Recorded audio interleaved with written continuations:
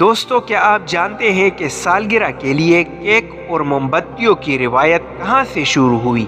مزیدار کیک اور اس کے اوپر سجائی گئی موم بتیاں سالگرہ کے موقع پر اہم ترین چیز ہوتی ہے، لیکن کبھی آپ نے سوچا کہ سالگرہ پر کیک اور موم بتیوں کی روایت کیسے شروع ہوئی اور آخر اس کا مطلب کیا ہے؟ کیک اور موم بتیوں کی روایت کا آغاز قدیم یونان سے ہوا۔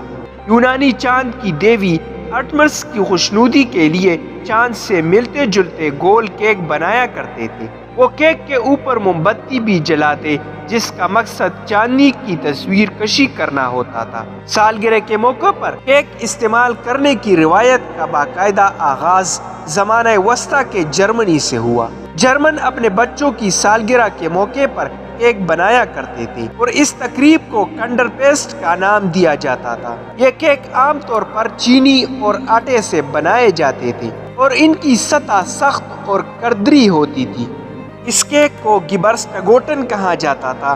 17ویں صدی سے سالگرہ کے کیک میں آٹے کے علاوہ دیگر مزیدار اشیاء شامل کرنے کا رواج شروع ہوا، اور آج کے دور میں سالگرہ کے کیک بنانے کے لیے سینکڑوں اقسام کی اشیاء اور تراکیب استعمال کی جاتی ہے۔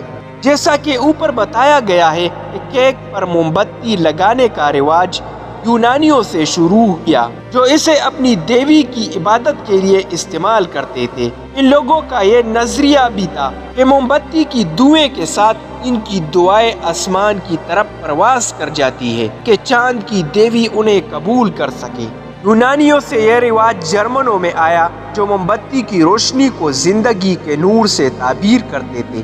جرمنوں میں یہ نظریہ بھی پایا جاتا تھا کہ کیک پر لگی موم بتیوں کو بجھاتے وقت دل میں جس بھی مراد کے بارے میں سوچا جائے وہ پوری ہو جاتی ہے، لیکن اس کے لیے یہ شرط تھی کہ تمام موم بتیاں بیک وقت بجھائے، اس مراد کے بارے میں کسی اور کو خبر نہ ہو۔ جرمنوں سے کیک اور موم بتی کی روایت دیگر یورپی ملکوں میں اور پھر ساری دنیا میں پھیل گئی۔